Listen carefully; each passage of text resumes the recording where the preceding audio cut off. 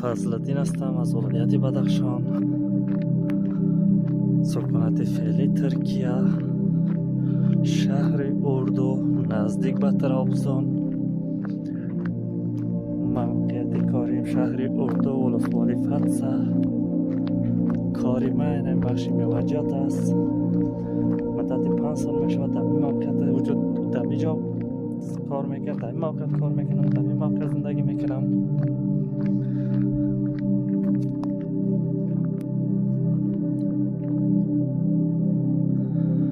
این هم قشلاقی که من کار میکنم وطن داره گل. منطقه کلن درخت میوجات است، جنگل.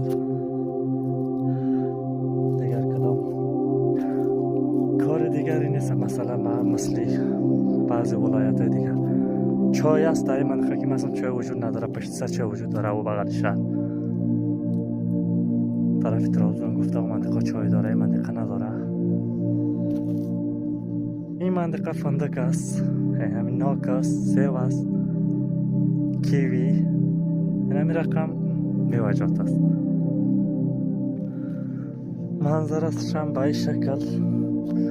فعلا فصل خزان شده، یک سکل درخت ها دیگه برگا ریخته، سرسبزی رو به تمامی سک.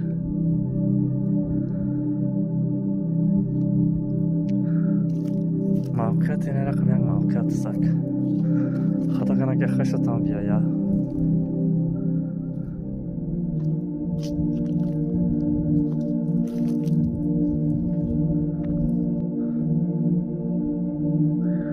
پشت این تپه بلند که سک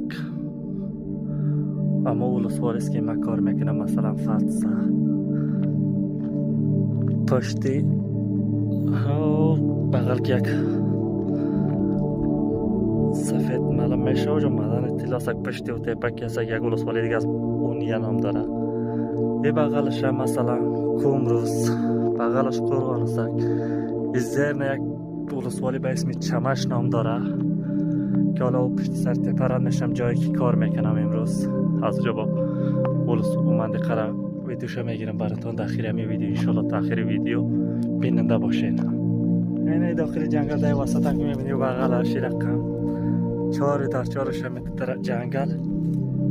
در وسط کسی جان باقی سرکاری مثلا حدودی